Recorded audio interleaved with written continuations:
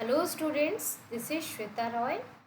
This video is for chapter 3 Geography part 1 Biotic Resources, Natural Vegetation and Wildlife.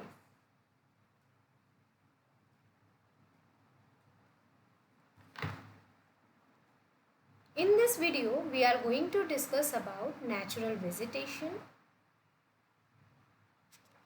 types and distribution of natural vegetation. In this we will discuss about forests. So these are some important topics which we are going to cover in this video.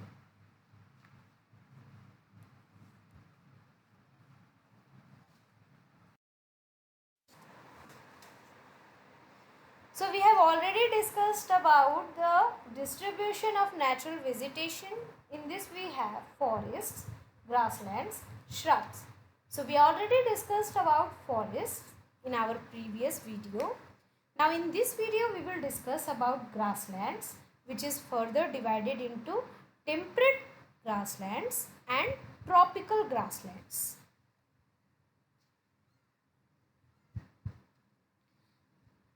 So what is the meaning of grasslands? So grasslands actually refer to the regions of the world that are covered with thick green grasses.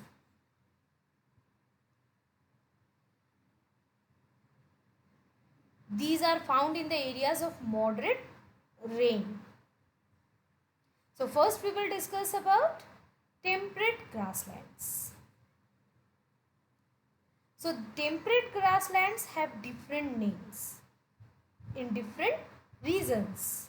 Like it is called prairie in North America, steppe in Central Asia and Russia, down in Australia, pampas in South America or Argentina, wild in South Africa. So these are the different names of temperate grasslands in different regions. Now what are the characteristics of the temperate grasslands? Actually these temperate grasslands are known as the granaries of the world. Wheat and maize are grown in these grasslands. If we look to the vegetation, these areas do not have tall trees, they lack in tall trees, but they have healthy green and nutritious grass.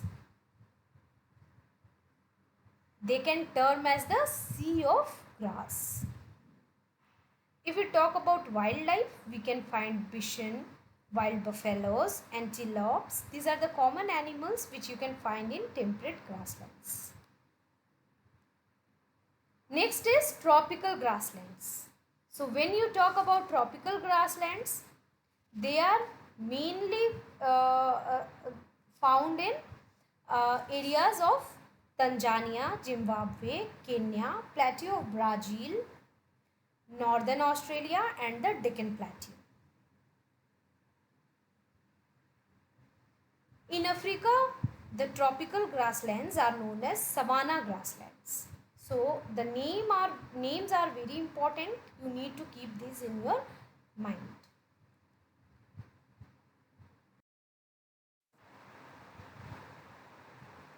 Now when we talk about the characteristics of these grasslands, they are well grown in regions of moderate to low rainfall. Also these grasslands are suitable for dairy farming. Now when we talk about vegetation, tall and thick grass along with scattered trees are the main vegetation of these grasslands. When we talk about wildlife, we can find zebras, elephants, deer, leopards, giraffes. So these are the animals which you can find here. Now our third topic is shrubs. So when we talk about shrubs, it is also divided into two parts, deserted vegetation and tundra vegetation. So first we will discuss about deserted vegetation. So before that we will know what is shrubs. So shrubs are the woody plants smaller than trees. They are found in dry desert like areas. So first we will talk about the deserted vegetation, desert vegetation. So we have Sahara and Kalahari Desert, which is in Africa. You have Atacama Desert, which is in Chile. You have Thar Desert, which is in India. Southwest Australian Desert and Arabian Desert. So these desert areas are having desert vegetation. So when we talk about the characteristics of this desert vegetation, most of the desert of the world are found on the western margin of the continents. These are found in areas of high temperature, high evaporation and low rainfall. Now these plants or shrubs have long and strong roots, thorny surfaces and wax coated leaves. Now when we talk about the vegetation, this vegetation is also known as xerophytes, which means the vegetation that adapt itself to the hot and dry climate. Now if we talk about the main shrubs, we have thorny bushes, cacti, date palm, these can be found.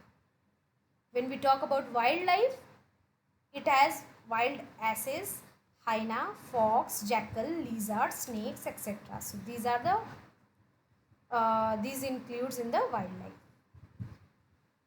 Next is tundra vegetation. So this vegetation is mainly found in northern polar regions. When we talk about the characteristics, these are found in the areas having extreme cold. So you can see desert vegetation is there in the high temperature area, and tundra vegetation is there in the extreme cold area. Now these areas remain snow covered almost throughout the year. When we talk about the vegetation, mosses, lichens and small shrubs are found in this area. Thick cover of snow does not allow the vegetation to grow. So we have very less vegetation here because of the snow. Then you have wildlife. So the main animals of this region are snow foxes, Arctic owl, musk oxen, walruses, seal, polar bear.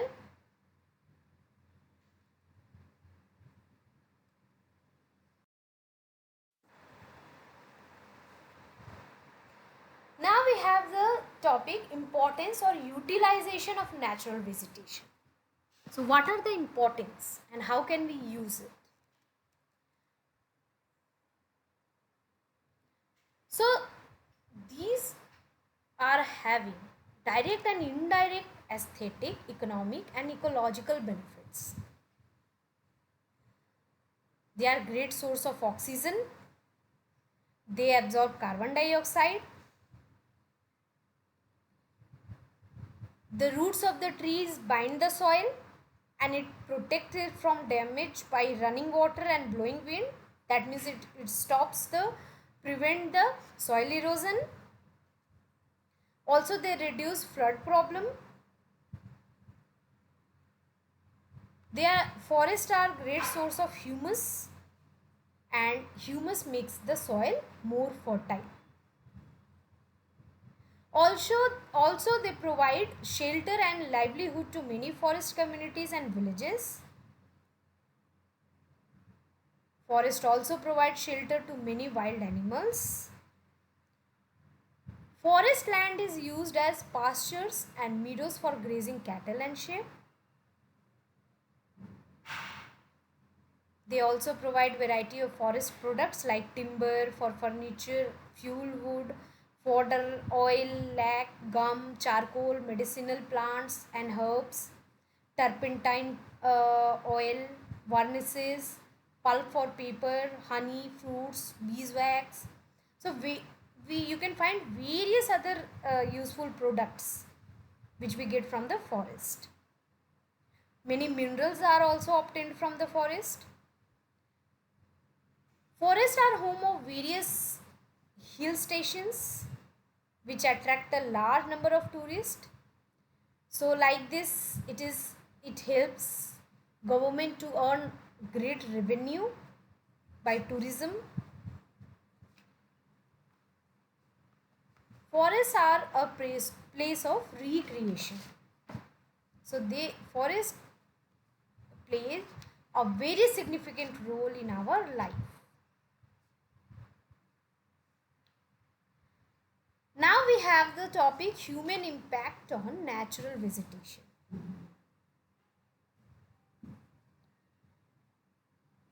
By going through the importance of forest, you must have understood that forest is very important in our life. But in return, what humans are doing, they are blindly exploiting the forest. And they are exploiting the forest to meet their own demands. So with their increasing demand, the exploitation of forest is also increasing. And like this, if you see, the rapid growth of population, industrialization, they are the reasons of loss of the forest.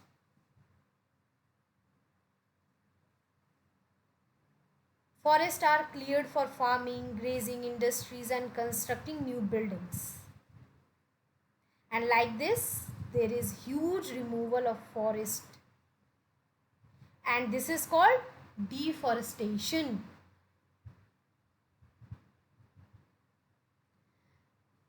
Now with this deforestation, there are a large number of problems which comes in front of us. So what are those problems which can arise with the deforestation? There can be soil erosion on a large scale. As you know, the roots of the trees bind the soil and prevent the soil erosion. But with the deforestation, the soil erosion can take place. Soil creeping can happen.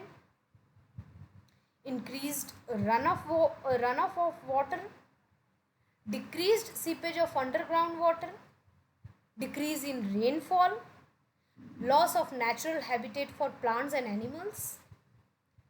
Many of the important species have become vulnerable.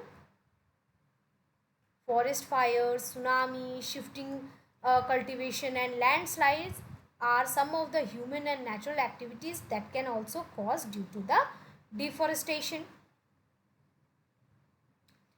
So, to control the loss of forest and other natural vegetation, the conservation of these resources is essential.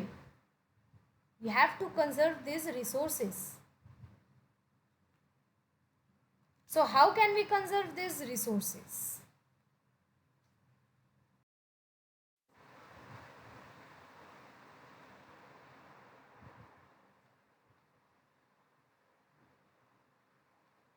So before this, we have to understand the meaning of conservation. What is conservation? What do you mean by the conservation of natural vegetation? So it means rational utilization of these resources.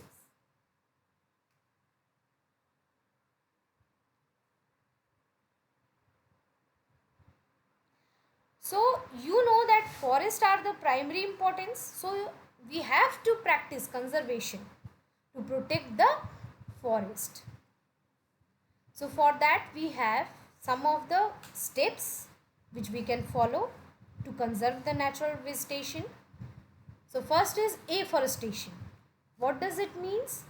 It means converting back the previously cleared forest land to forest. That means increase the forest areas. It involves the planting of trees on large scale and restoring ecology of the region.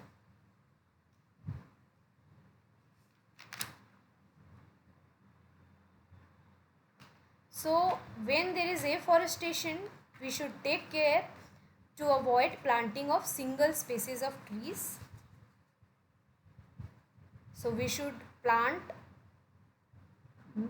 different species of trees when we are doing afforestation. Then you have awareness. So mass awareness is needed. Mass awareness should be created for the sustainable use of forest resources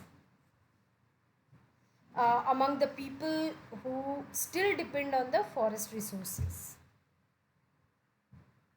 Also, there should be awareness needed to create afforestation. People should know what is the role of forest in our life. Then you have preventive measures. So in preventive measures, it is actually preventing further damage to forest and wildlife.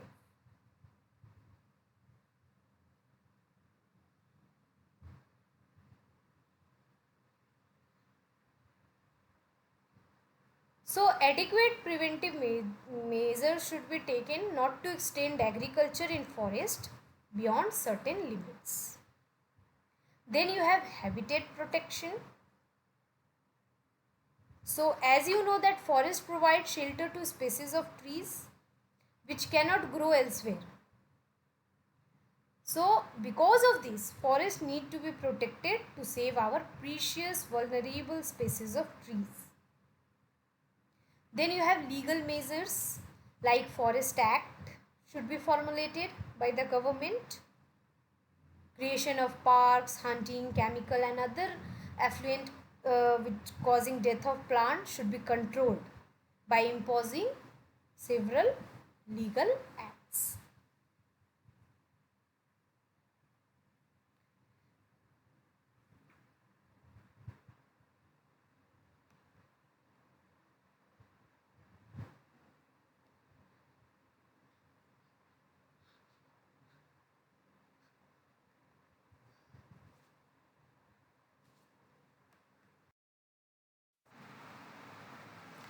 I hope you all understood all the topics taught in this video. Thank you.